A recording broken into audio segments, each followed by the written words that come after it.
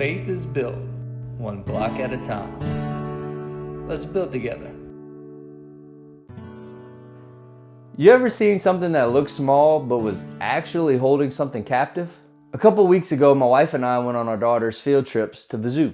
We did it all, fed animals, took pictures, even got a great shot of a lion.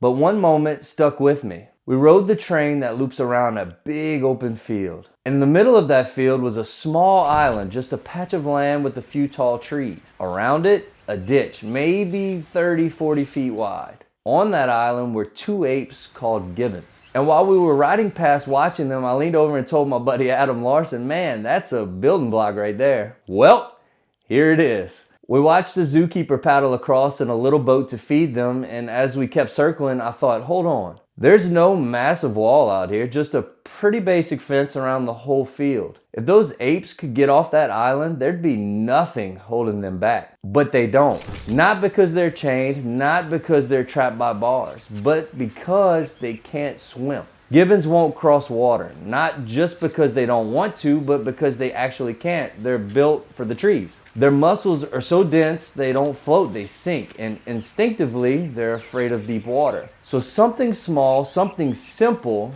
keeps them stuck on that island. And I couldn't help but think, how many believers are living like that? Galatians 5:1 says, "It is for freedom that Christ has set us free. Stand firm then and do not let yourselves be burdened again by a yoke of bondage." Jesus already made a way off the island, but fear says stay. Doubt says you can't. The flesh says this is as far as you go. And what's wild is there's more out there, more freedom, more joy, more of God. But we stay stuck, not because we're in prison, but because we won't trust Him enough to step out. Romans 8:6 says, "The mind governed by the flesh is death, but the mind governed by the Spirit is life and peace." And this hit me even more because my buddy Jeffrey Huffsteller just preached a message, no press, no rest. That's been sticking with me ever since. Because if you don't press past what's comfortable, you'll never step into what God promised. Philippians 3:14 says, "I press toward the mark for the prize of the high calling of God in Christ Jesus." That ditch in your life, it might not be that wide, but your flesh will make it feel impossible. There's more on the other side of that fear, more on the other side of that doubt, more on the other side of you.